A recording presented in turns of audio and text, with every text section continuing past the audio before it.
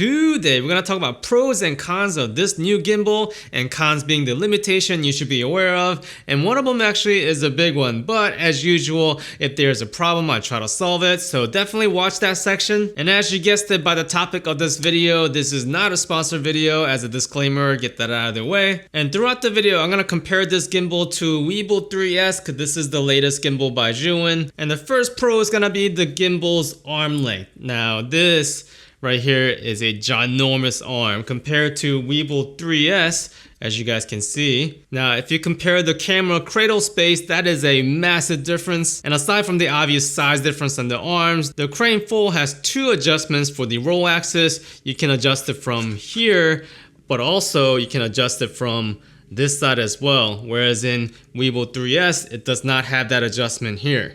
And that makes a huge difference because when the camera is huge inside your cradle, you have a lot more flexibility and compatibility with the camera size. So there's a full compatibility list for the camera. I'm gonna leave it in the description below, so check it out. Now I'm excited about this arm length because my A7S III with the cage on, it doesn't really balance very well on Weebill 3S with the 24-70 Sigma DJI DN, which is my go-to lens. In fact, the arm is so huge, I'm gonna be able to put a mini shotgun mic on top of the camera, if not to the side, because you just have so much room there. Now we've seen the vertical solution on Weebill 3S, but Crane 4 has taken that to the next step because to be able to support larger cameras, the mounting points are much larger. Let me show you. So there are two parts I gotta go ahead and take off. So take that off first. And the second one is this one. There's a little safety button there, so the whole thing comes off. Now I'm able to take the camera cradle section right down here, and that locks in. So obviously there's a plate to this. So if I mount the plate, there you go. Now you got your vertical setup for your Instagram and TikTok. Now I do love the fact that you can take this base out, because if you take this whole section out, there you go. For traveling purposes, this now becomes much slimmer than it actually is. So I was able to pack this down to a backpack and travel, so that's kind of cool. Because this technically isn't a small class gimbal. Let me show you the motor size difference. So if you guys can see the size difference on that. Yeah, these days it's all about who has the bigger arm and motor for your gimbal. In fact, remember this guy? Yeah, this is Crane 2S, long forgotten, but I have not. So if you compare these two motors, yeah, Crane 2S still has probably like the raw power when it comes to handling it. But this obviously, yeah, this is really big and heavy, so that's kind of like the downside. So this kind of fits between the Crane 2S and the Weebill 3S. Now when it comes to payload specs, Zhiyun really hasn't set a number to it, and they've been doing this for a while. So they have this camera compatibility list that I mentioned, right? So the heaviest setup that I found on there was Canon 1DX Mark II with the 24 to 105mm f4, and that comes to 5.77 pounds or approximately 2.6 kilograms, so massive. Now my usual setup is that 24 to 70 Sigma 2.8 with the Sony A7S III with the cage on, and this gimbal handled it like a champ. I'm gonna put a bunch of sample footage at the end, but when it comes to smoothness and power, this gimbal definitely got it. But what I am really excited about is this button right here. So this is the Bluetooth shutter button. Now the reason I'm excited about this is because this feature actually existed before, a long time ago. I believe it was Crane M2, but they really refined it. In fact, it's on Weebill 3S as well. But this one is special because you can actually half press it, and that forces the focus on Sony cameras, and you can fully press it to record. Now Zhiyun had this feature before via wire also, but honestly guys, I always forgot the wires, and it's just so clunky, right? You got like wire hanging on the side of your camera, and this is just so much cleaner. And once it's connected via Bluetooth, it remembers that connection. It's just so seamless. This is so well done. Now for Sony cameras, you have to make sure that Bluetooth control is on, because when I first tried it, I had that off. So yeah, make sure that's on and everything works seamlessly. Now next pro of this gimbal is gonna be this massive fill light. This has gotten much upgrade since Weebill 3S. So aside from the size difference, so technically on the scale, this is 3 times brighter than the Weebill 3S. So if you thought this was kind of gimmicky before, I have to tell you, this will come in clutch. because they have this right here. So this is a little tiny little soft box. You can put it on here and voila. And this will come in clutch when you're doing a send-off scene for a wedding, or if you ever thought like, oh man, I really need a light right now and you don't have anything with you, and boom, right there, you just have it ready to go. However, the way they designed this light and how they positioned it will be the Achilles heel of this gimbal, which we'll talk about it later, and I'll tell you the solution to it too. But let's talk about some of the other things that I like. This right here is a 1.22 inch touchscreen now. So Zhiyun had this on other gimbals before. Now it's finally on the Crane series. But what I like about this also is that they still left a physical button to switch the modes. So if you can't get to the menu fast enough because your finger is wet for some reason, yeah, you can use this button to switch the modes. But some of the complex menus, it's so easy to just touch and get to it. And the next thing is pretty small, but I really like this guy. So I don't know how many times this thing actually saved me. So they brought the magnetic little wrench tool back.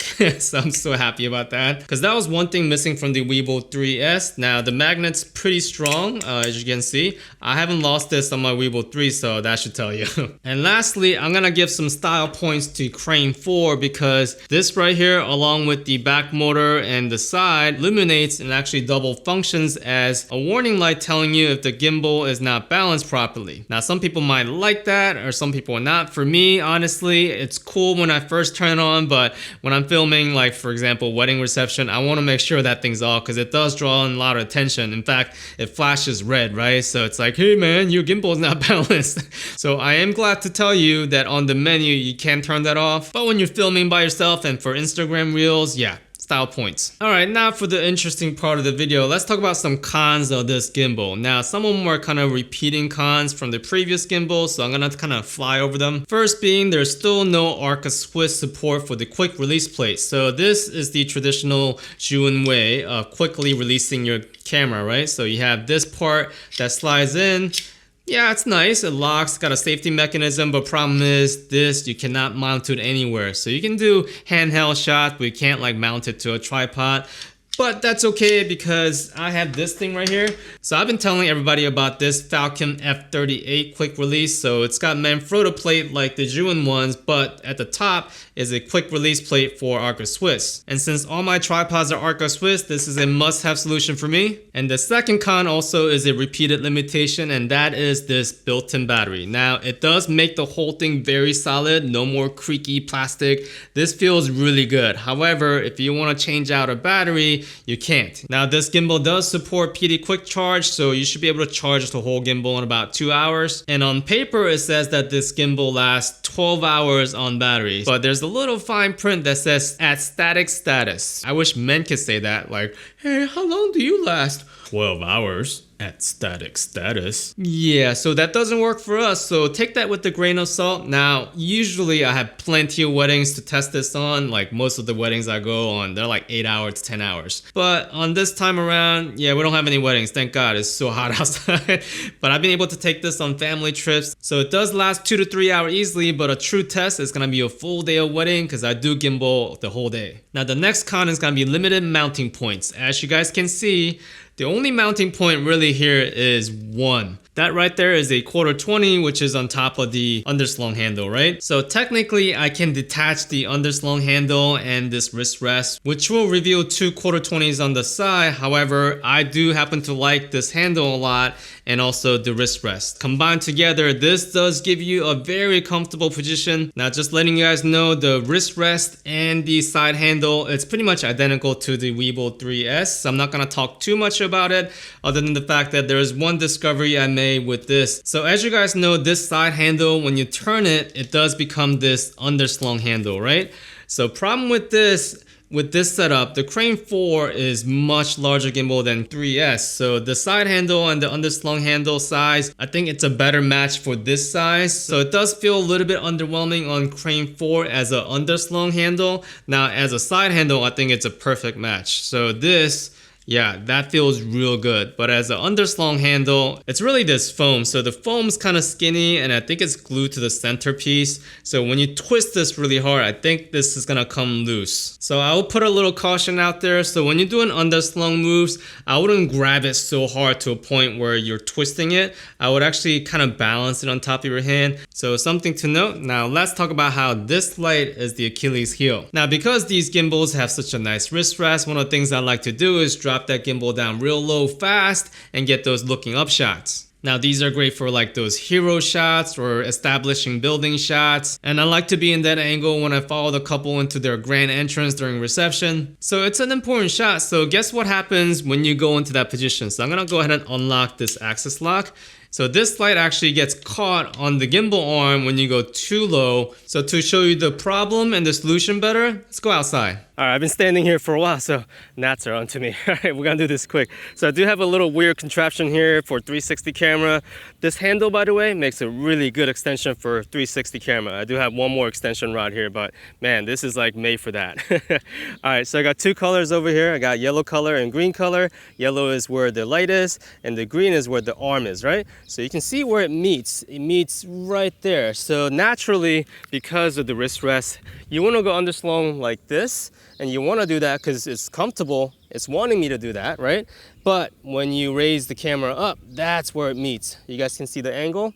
And this is especially gonna be true when you do underslung mode like this and when you start running, right? So when you do it slowly, you have pretty good control over it. When you start dashing and think that's when you're gonna get in trouble. So here's the solution. I'm gonna give you guys two solutions actually. The first solution, I call it the Maverick. All right, so you wanna start turning the gimbal slightly to the left, not to the right, because you wanna be away from the screen.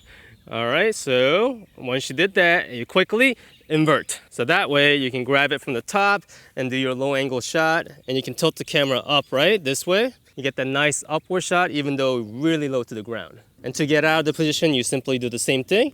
You grab it, start tilting, and all right, so the second method, I call it the dip. So all you gotta do is tap the front button 3 times.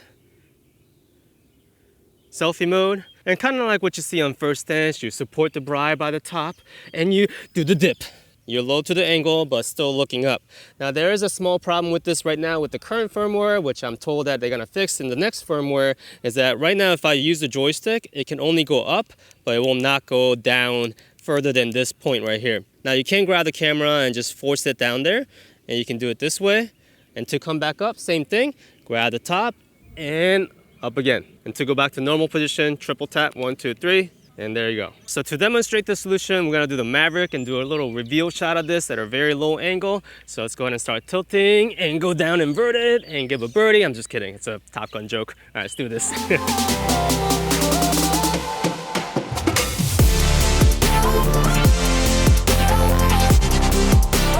All right, so there you have it. That's the solution. Let's go ahead and come back. So I understand why they did it. Let me triple tap and show you guys.